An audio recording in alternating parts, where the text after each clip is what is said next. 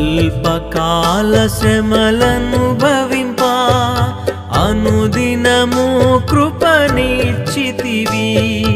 అల్పకాల శ్రమలను భవింప అనుదినము కృపనిచ్చితివి. నాధుని అడుగు జాడలలో నడచుటకు నన్ను పిలచితివి. నాధుని అడుగు జాడలలో నడచుటకు నన్ను